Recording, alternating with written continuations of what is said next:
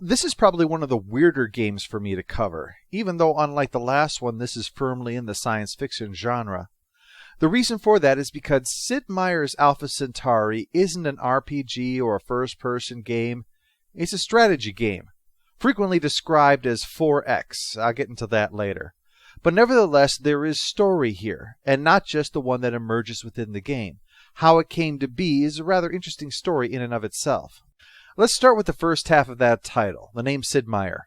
Meier was the programming brains at the center of Microprose, a company that he co-founded with Bill Steely because Meier was interested in making flight sims and Steely used to be an Air Force pilot, so he had a real affection for those kinds of things. Steely handled the business side of things while Meier worked on their various games, turning a profit in their second month and rapidly becoming an industry giant. The company rapidly expanded and drew in a wide variety of talent, programmers, designers, artists, and was turning out game after game, many of them combat-related games because of Steely's background and interest in the military. In 1988, they brought in a new developer that would work closely with Meier, Bruce Shelley. Now, Shelley had made the move to Microprose from Avalon Hill, which made board games, complex board games. I don't mean things like Clue or Monopoly. But at this time, board games like that were in decline and video games were on the rise, so he made the move. And his background would be invaluable to Meier. Avalon Hill had licensed a game called 1829 from Heartland Trefoil in the UK, and Shelley had been in charge of adapting it for America. The game was then called 1830. It was a railroad game, and when Shelley introduced it to Meier, who enjoys railroads, it served as the inspiration for their game called Railroad Tycoon. Now, Railroad Tycoon was not only an enjoyable experience for Meier, but it remained percolating in his mind as he was also enjoying a game called Sim City, which fascinated him with its approach. He was also a fan of the board game Risk, and gradually these three ideas started to fuse together in his mind and formed the idea for a whole new game. Knowing this helps explain three of those 4 X's. SimCity is expand, Railroad Tycoon is exploit, and Risk is exterminate. It's a game where you create a society, help it to grow and develop, and in the end, defeat the others. The 4th X is explore, by the way, in the 4X thing. They named their game Civilization, which is actually also a game by Avalon Hill, also licensed from Heartland Trefoil, one that Shelley was actually familiar with. However, Meier asserts that he didn't draw upon that board game, and there are notable differences. But nevertheless, when he began working on the game, Microprose licensed the rights to use that name from Avalon Hill so that they could avoid any legal problems. Steely had trouble understanding what kind of game it was, but had every confidence in Sid Meier's ability. Unfortunately, they did not have support from other members of management, because the way it was structured, those executives would not get a bonus from games that Meier was making. So they frequently prioritized resources for other games instead of Civilization, including the advertising budget. The game would have to sell largely on word of mouth, but thankfully, it was such a unique entry in 1991 that word of mouth did spread rapidly. It became a smash hit, won an award, and launched a franchise. That's when things start to get complicated. Brian Reynolds had worked as a programmer at Microprose for a number of projects before finally moving on to do design work with Meier himself on a Civilization-like game called Sid Meier's Colonization, basically settling the New World and declaring your independence from Europe. Meier was so impressed with Reynolds that he gave him the design lead for the sequel to Civilization, called appropriately Civilization 2. After years of secret development, the game was released in 1996, and to much acclaim, including the fact that trade and diplomacy were now more important. Now, during this time, Microprose had made an ill-advised move into arcade gaming, where they lost a lot of money, and they had to be bought out by Spectrum Holobyte, the impetus for the departure of Shelley from the company in 1992. The same year that Civilization 2 saw release, Microprose was laying off lots of people, so Meier, Reynolds, and Jeff Briggs, director of project development at the time, likewise decided to leave Microprose, and the trio decided to start their own video game company, Firaxis, the combination of the words fiery and axis. Naturally, a Civilization game would be a good thing for them to start with, but there was a problem with that. Avalon Hill, remember them, was struggling to remain afloat. Other board game companies like theirs had been going under and getting bought out by other businesses. So they worked on finding a way in order to survive. In 1991, the same year of the Microprose game, they released a revised version of their Civilization board game called Advanced Civilization. And in 1997, with all of the popularity that the two Sid Meier Civilization games had, they decided to license the rights to make a video game adaptation of their board game to Activision. If you saw my review of Ghostbusters, you might see where this is heading. The same way that Ghostbusters' name was licensed from Filmation, and so Filmation then created a Ghostbusters cartoon that was unrelated to the movie but banking upon its success. Thus the reason for why when the actual cartoon adaptation would come out, it would be titled The Real Ghostbusters to distinguish the two.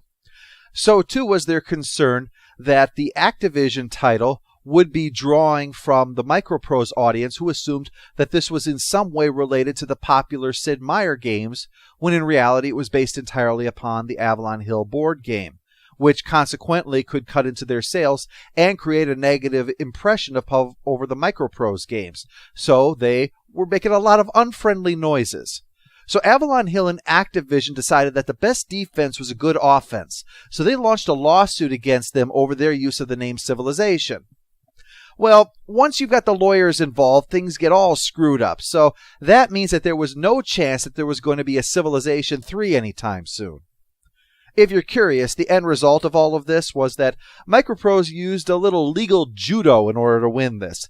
They bought Heartland Trefoil, the company that licensed Civilization and 1829 to Avalon Hill, then countersued Activision and Avalon Hill, and also strongly implied that there would be no more licenses in the future from any of those games.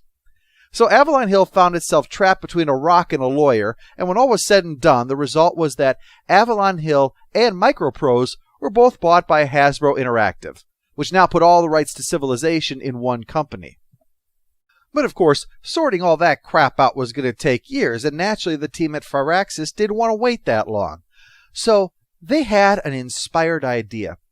What if our sequel to Civilization 2 is now a literal sequel, meaning that it picks up where the other game left off, with a rocket full of colonists heading towards Alpha Centauri? It wasn't as if there was any claim that could be made on that idea, and no intellectual property concepts were necessary in the original Civilization game. This meant that there was nothing stopping them from pursuing Civilization, but doing it on an alien world. Reynolds again would be the lead designer, and while Civilization 2 certainly offered a great deal under the hood material and a working knowledge of things that the players had liked and disliked, transplanting that into a science fiction setting was going to require a complete reconceptualization of the game world. No longer is this primitive man advancing towards modern society. Now it is modern man moving into the future. You're no longer moving through history, you're crafting future history. Looking to cutting-edge science ideas was certainly an important part of that, given the important role that the tech tree has had for Civilization. But more than that was required. History already offered up characters and ideas that could be scooped up and incorporated into a game. But what exactly do you do when there's no conceptual starting point for history? No famous leaders, no famous landmarks, no famous events. What the game needed was a starting point for all the rest of the things to come from. Something to put it in motion and then drive the motivations of the factions. In other words, the game needed a story to justify what was going on. One of the main sources for the story idea was a novel by Frank Herbert and Bill Ransom called The Jesus Incident, a book naturally about colonization, but also about an alien group consciousness, artificial intelligence, and most importantly for our purposes, that a leader influences the direction of the society that he or she leads with their values. Thus that provides the starting point. You're dealing with other human factions, factions united under one person according to their ideology. 7 leaders were created and given distinct personalities, and Reynolds himself worked to ramp up the intelligence of each by effectively having each faction play as if it was Reynolds himself controlling them. With the ever-increasing market for multiplayer games in the late 90s, Reynolds knew that it was all the more important that the AI be capable of offering a sufficient challenge to the player, since human opponents were always a greater challenge than computer ones. Also important was the technique they used called circling the fun, where a game was constantly played and refined to draw out the most enjoyable aspects of it, a technique that has worked so well that Civilization games, including Alpha Centauri, have a phenomenon called one more turn, to describe how difficult it is to stop playing because there's no natural breaks, and with all the things going on it's tempting to keep going and see what will come after. But it's about time that we take a look at the game. I'll let the narrator explain it to you. Earth 2060. A small group of colonists leaves the ravages of Earth for a distant planet orbiting Alpha Centauri's primary star. Their ship, the United Nations starship Unity, carries them on their journey to a new world and a new hope for humankind.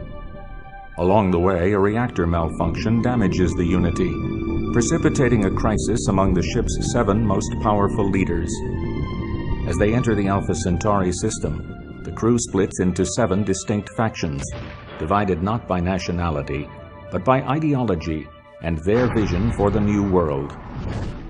After the ship breaks apart, the 7 leaders guide their chosen crew down to the surface of planet, seeking their destiny beneath an alien sky.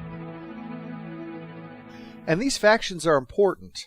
Reynolds' attempts to make the AI act smarter means that these are not just factions doing the exact same thing in different uniforms. They have their own doctrine and goals and follow that, both mechanically and narratively. And naturally, they all think they're doing the right thing, even though there is an intense hatred for some of their counterparts who likewise think that they're doing the right thing. They would all defend their positions, I'm sure, as being necessary given what they have had to flee, which was a world filled with such strife that by the time they arrive, the crew of the Unity honestly wonder if they represent the last of the human race.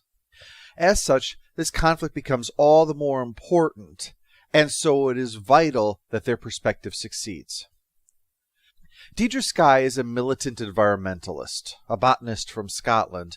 She finds many of the concepts of this mission reprehensible, and yet recognizes that it might be the only hope for humanity's future.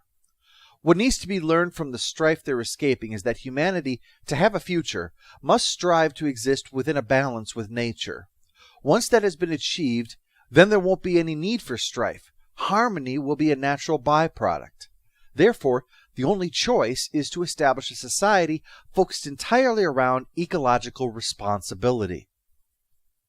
Colonel Santiago of the Spartans is a Puerto Rican who settled in New Los Angeles, and so has been on the front lines of the collapsing society for some time now. From this Spartan attitude emerged that, well, it can be summed up in one word: survival. That's what this is all about. Getting away from Earth and coming here was the best chance to survive.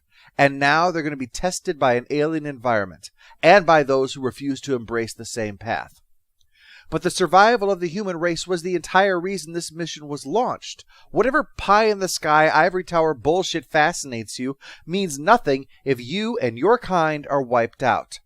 The only choice is a society that recognizes first and foremost that overcoming hardships and staying alive is what matters. Sheng-Ji Yang is bringing classic Chinese legalism into the 21st century. The world they left behind was one consumed by chaos, and that chaos came about because of a clearly misguided understanding of human nature. Give people a choice, and they will make short-sighted decisions that further their own immediate ends. And have a few billion of them doing that, well, the only surprise is how long it took to reach a crisis point. Instead of more and more failed attempts to reach harmony by means of persuasion or example, recognize that the only way it's going to happen is if it is strictly enforced. The only way to stop another descent into chaos is to have someone there enforcing order. Rwabuike Morgan is a hardcore capitalist. He came from African royalty, but his massive fortune wasn't inherited, it was made. And it was made by recognizing that it's all about figuring out what someone wants and finding a way to give it to them while enriching yourself at the same time. He would agree with Yang that people often make decisions to further their own immediate ends, but will also recognize that they'll be willing to do something or give something up in order to have it. That's because capitalism is all about getting goods and services from those who have it to those that need and want it. And it may be an alien planet, but that's not going to change. On the contrary, sooner or later, toiling just to survive is not going to be enough for people. But an open economic system will not only serve to distribute goods and services, but also give people personal attainable goals to work toward. Someone told that they have to put in a double shift will be a lot happier knowing they'll be getting paid overtime for it, rather than just a pat on the back or not being flogged for refusing. Zakharov, originally Saratov but changed based on feedback from actual Russian fans, is a scientist and technician. 66 years old at the time of launch, he nevertheless is possessing of cutting-edge technical knowledge and is a foremost thinker on theoretical problems. Of course, he's also had a long time to see their developments hampered by short-sighted outsiders. Politics, religion, philosophy. People who feel that sports and films are more important than discovery. Human progress requires scientific and technical progress, or it's not going to happen. Cut out all the bullshit and have your efforts centered around research and development, and then the human race will benefit far more than debating trivial political matters. Miriam Godwinson is an American, trained in psychology, but a firm believer in Jesus Christ. And you need only look at the world of her time to understand the obvious cause and effect that's going on here. When people have lost their faith, they've lost their way, and violence and death is the predictable outcome of that. Here now, on a new unspoiled world, humanity will not only be reborn, it'll be born again. When you give people faith, you give them hope. And hope is what is going to help people overcome the challenges that they face and inspire them to thrive. Not to mention that the job will be a lot easier if you have God on your side. Pravin Lal hails from India and is trained as a doctor, but was a big believer in the principles behind this mission. The United Nations put this expedition together as a last desperate hope for peace. The others have all become distracted from that, viewing it through their own distorted worldviews and neglecting the UN Charter that was created to help ensure humanity's harmonious future. This is the blueprint for how we are going to survive and thrive. We have to follow it, and we have to convince the others to do the same, no matter what it takes. Paradoxically, peace will likely only be achievable through war. But if war is inevitable anyway, then fighting for peace is at least a worthwhile goal. Naturally, the ideas of these groups are often in conflict with each other. The nature of this conflict can be seen if we boil it down to the 4 points that serve as the fundamental direction for colonization of planet. Conquer is things that are related to direct military applications. Everything is in terms of offense and defense. Build is developing both your infrastructure and pure wealth. Wealth in this case being measured in terms of stored energy. So wealth also has a practical value to it. Discover is the advancement of pure knowledge. Something practical will likely eventually come from it, but that is not the specific goal here. It's just a wonderful byproduct of discovery. And finally, explore. Things related to both colonization and population growth. Having a degree of control over your expansion so that it's not too fast or too slow, and so it's properly adapting to the new world. The relationship then becomes a little more clear when you map the 7 leaders according to those 4 fields. Morgan is pure build. He's an industrialist, so money and assets are both important to him, and that's exactly what build provides. Deidre Skye is pure explore. She's an environmentalist, so she's all about finding a way to incorporate human settlements into the ecosystem of this new planet in non-harmful ways, which requires this kind of careful understanding that Explore offers. Zakharov is pure discover. Whether or not something practical comes from it is immaterial. Knowledge is valuable for its own sake. No one, thankfully, is pure conquer. The world is filled with enough assholes as it is. The other 4 are combinations. Yang is both conquer and build, which I suppose in a way is worse. He's all about building a powerful military-industrial complex, which he can then use to impose order on planet, by force if necessary. Lal is discover and explore. He wants to find ways for humanity to settle this world, and so is looking not only for direct ways that can be done, but possibly opening up entire new lines of thought to help reach the goal of uniting the human factions in peace. Santiago likes conquer and discover. Survival in the end is Darwinianism. You have to be strong and you have to adapt. So finding new ways to fight and determining entirely new ways that fighting might occur is a priority. Miriam is a bit difficult to tell from this diagram. She wants both explore and conquer. For her, it's all about growing the largest flock possible, whether that's through breeding or through domination. They also break down into 3 categories for social engineering. Morgan and Skye both place a high priority on economics, with Morgan believing firmly in a free market and Skye in a green economy, the former emphasizing productivity and freedom, and the latter ecology and population limits. Naturally, Skye can't stand Morgan. Although what's funny is that he really doesn't care. Why don't you have a nice hemp salad and calm down, would be what he'd say. In the middle, all 3 disagree on politics. Yang believes in a police state because of his authoritarianism. Miriam is fundamentalism to ensure the focus is upon religious values. And Lal is democracy, which helps to promote peaceful interaction between nations. The irony of that is that he and Yang despise each other because of that. Yang will, of course, attack anyone, but he'll attack Lal for the important reason of, I don't like your face either. On the left side, then, are values. Santiago believes in power, which means valuing warfare. You prepare to fight, and you support the idea of fighting. Sakharov believes in knowledge, pursuing discoveries both practical and theoretical. That's the only worthwhile thing to do. Everything else is just a distraction. You might think that this might also make them enemies, but no. He's actually enemies with Miriam, which makes more sense, since even though one is values and the other is politics, Sakharov is a militant Richard Dawkins, and Miriam doesn't like the way science want to disprove the things that she believes in. Frankly, they should just oil up and fuck already.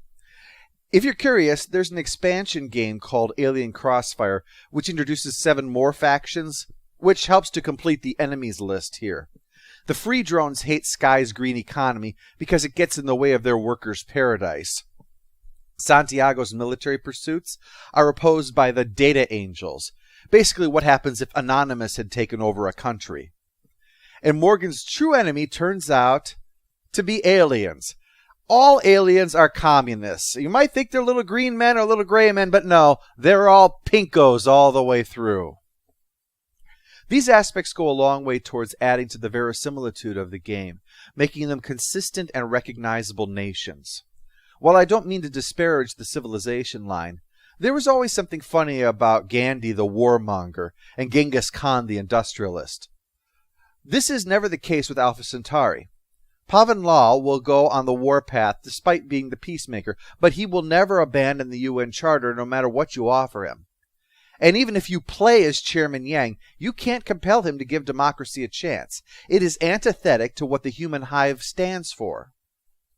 But now is about the time we should take a look at this in practice. So let's watch the conflict unfold on the world of Planet in Sid Meier's Alpha Centauri.